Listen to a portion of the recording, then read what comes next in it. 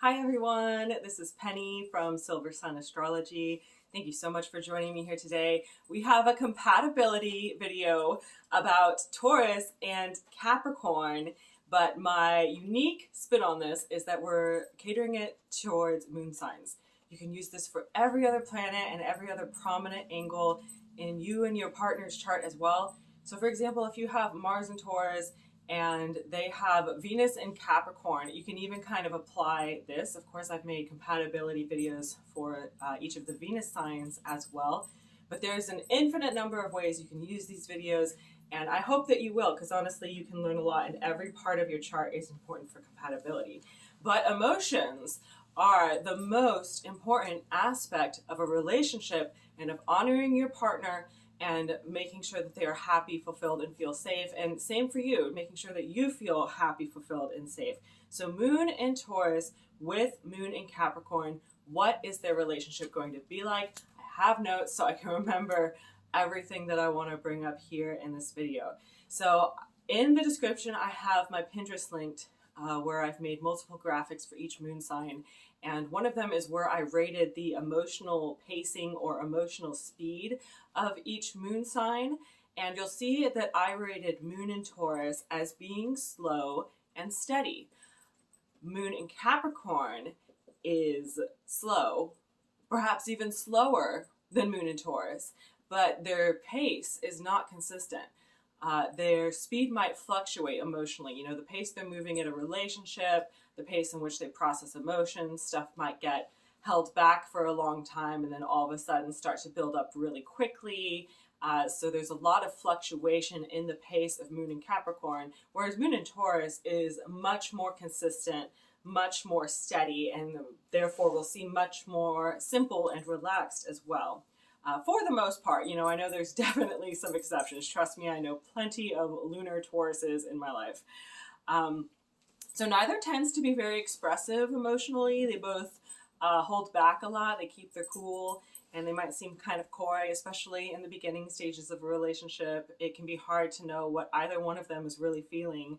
So it can feel like this case of a stone wall versus a stone wall where neither party is making advance, neither party is putting themselves in any kind of position to be vulnerable or to reveal their feelings. So they do make a harmonious aspect. They make a trine in astrology. Now it might not be exact depending on the degrees you have things in your chart, but that's considered to be good for compatibility. They're both earth signs, so you will see that practicality coming out, and you will see that, you know, ability to be very reasonable and kind of, you know, results oriented, and you know, not as many hypotheticals, and things can be much more simple and straightforward.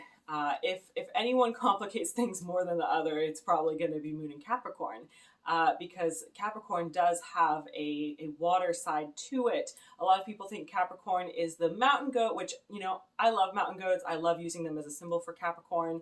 But really Capricorn is a goat with a fishtail, which shows its ability to be very deeply emotional as well and prevail both in the emotional and spiritual aspects of things as well as the physical and practical aspects of things. But sometimes it can feel like they struggle with both instead, because when you try to do it all, it makes everything harder.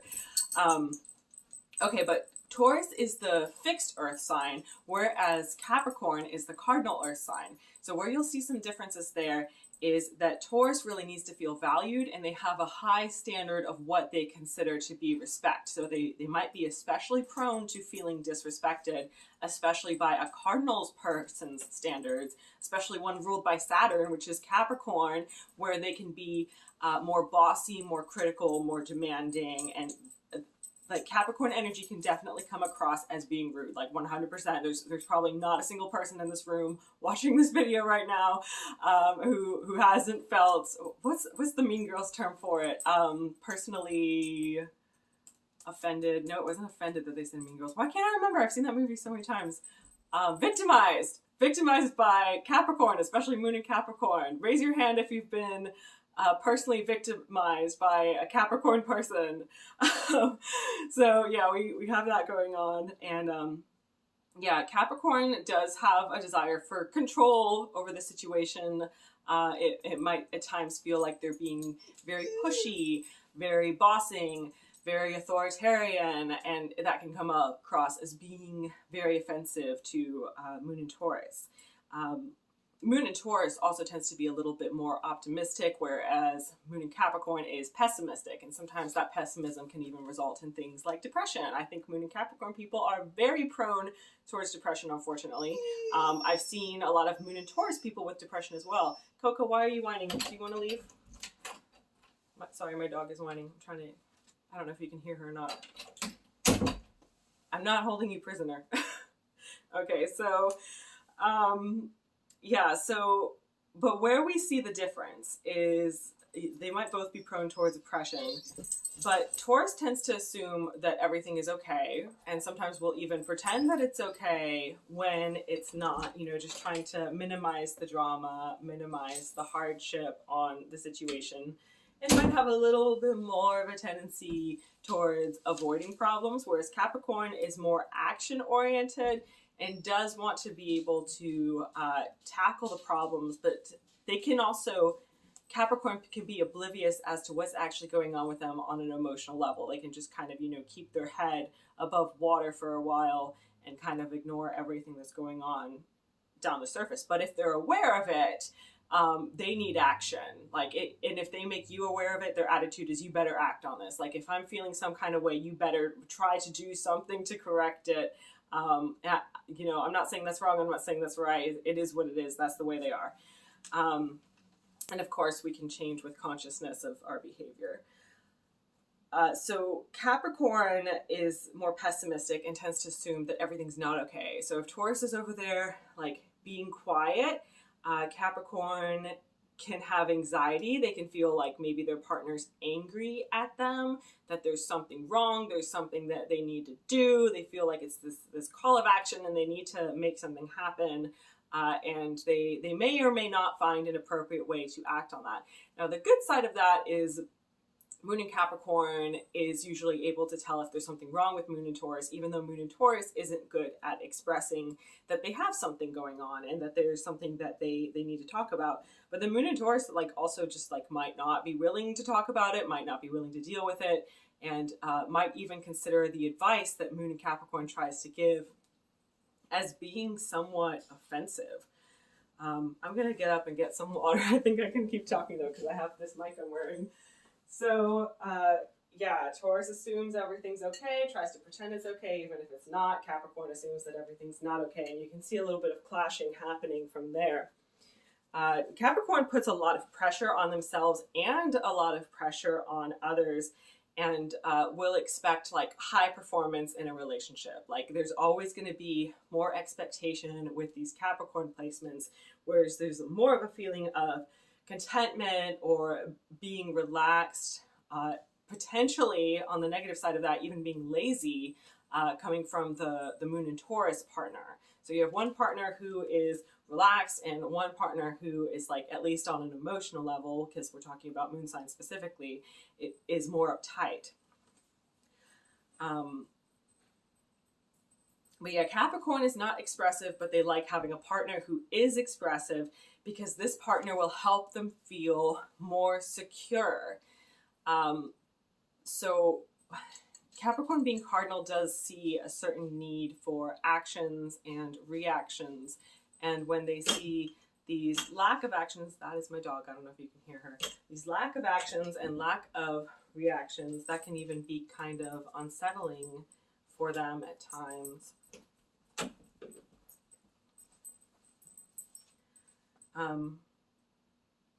Taurus does not like being rushed at all. You know, they want a chill environment. They want someone they can, you know, relax with, feel safe, secure, and respected. Capricorn's eagerness paired with the lack of expression can definitely come across as rude, or like even like, especially if it's early in the relationship, the Taurus person can end up feeling like the Capricorn person, like, just doesn't like them. Like, it's just overcritical, mean, has it out for them, has no respect, does not value what they offer at all.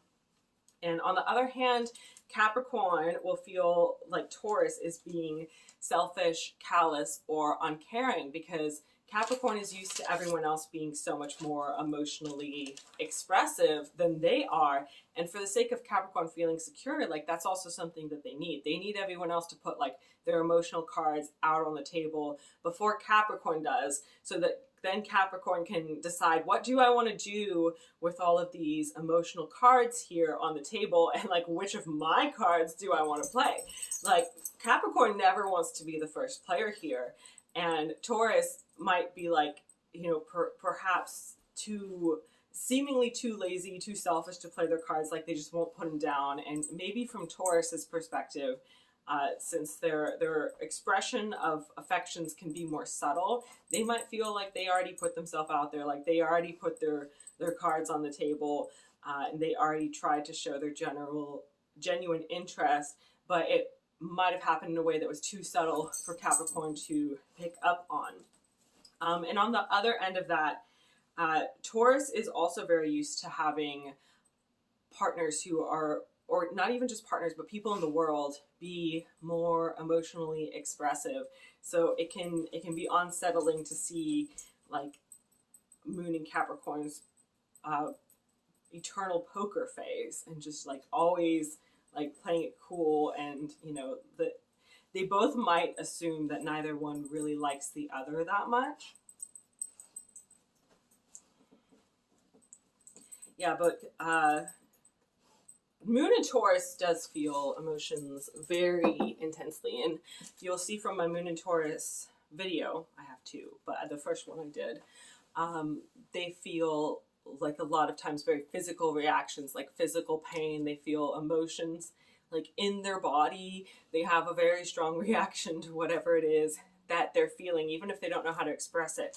And Moon in Capricorn also feels emotions very deeply, doesn't know really how to express them either.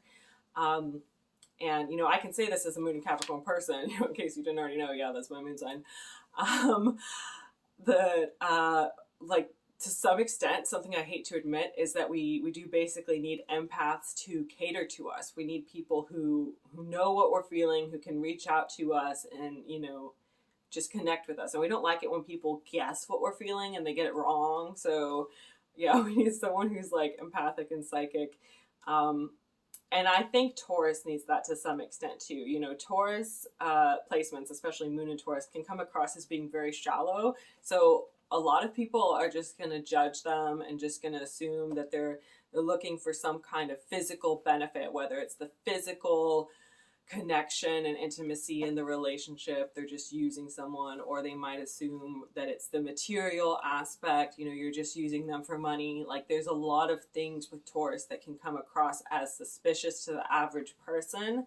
And, you know, there might be Moon and Taurus people who are really like that, but there's plenty who aren't. So it is hurtful when, you know, they feel like there's this untrue assumption that's been made. So I feel like whether you're dealing with Moon in Taurus or Moon in Capricorn, to some extent, you have to be psychic in order to be able to cater to their feelings. So Capricorn is a little bit more likely to initiate conversations and advances in the relationship, like the, hey, are you going to propose? Or, hey, are we headed towards marriage? Like, what exactly do we want to do? Let's go ahead and spell this out and get an agreement done on paper. And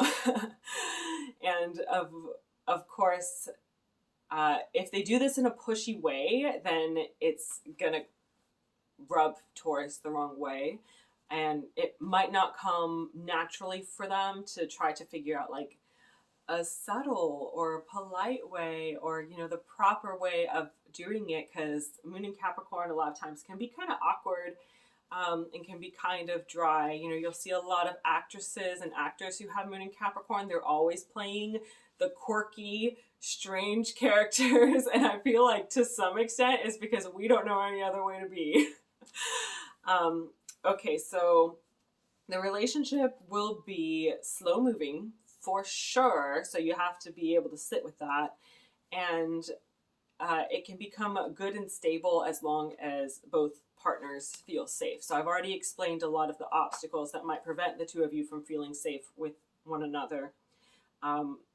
The Moon in Taurus and Moon in Capricorn might actually have some similar childhood traumas, but they still have very different trauma responses.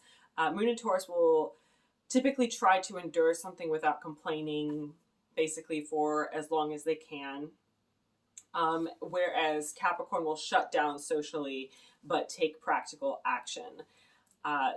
So you'll see this like in court and divorce cases a lot.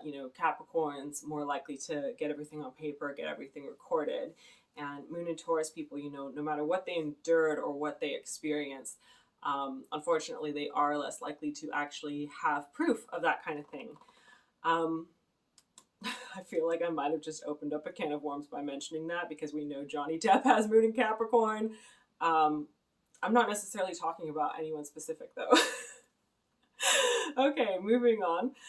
So with these two trauma responses, where Capricorn kind of shuts down even though they are taking actions, and Taurus just tries to endure whatever is going on, this is kind of a recipe for both of them to get hurt, is really what I'm saying at.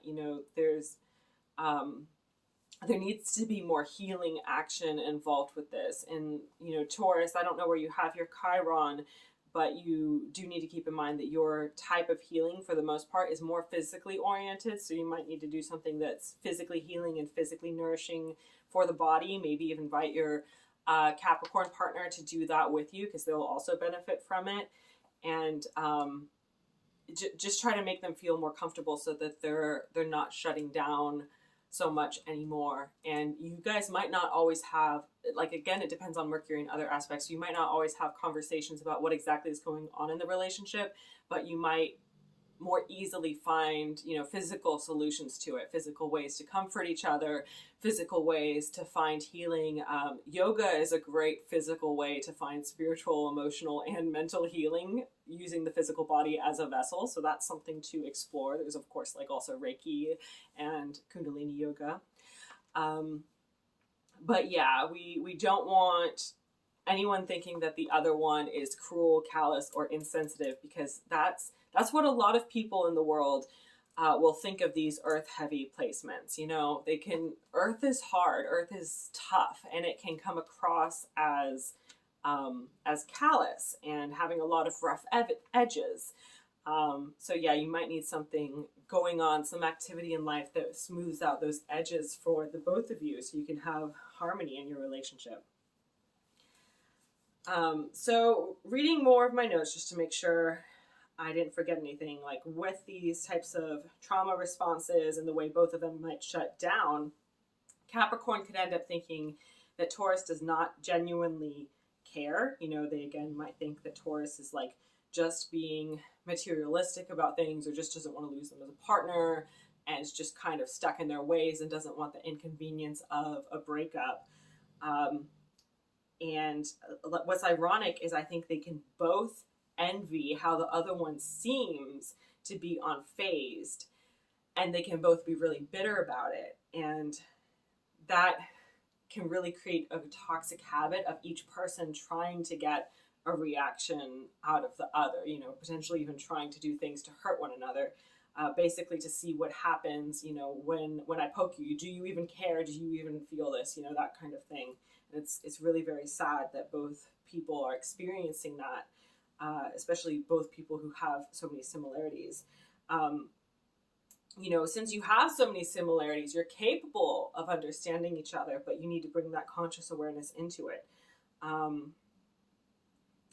You can't expect either party to really be super ultra emotionally expressive in this case. So you have to accept that you have a lot in common and see that as a means to bond rather than something to criticize each other for. They say when we criticize someone else, it's usually something within ourselves that we have suppressed or that we don't like. So that's something to be aware of. And I wrote here, realize that you're just as bad as you feel they are. And they're not bad either, at least not emotionally. So, they're not bad or wrong for feeling the way they feel or not knowing how to express how they feel, and that's likely something that you're struggling with as well. So that's just something to keep in mind. Feel free to leave a comment below. If you want to join my Patreon for $1 a month, $5 a month, whatever, I really appreciate the contribution. I have links to my website as well. Thank you. Have a beautiful day. Bye.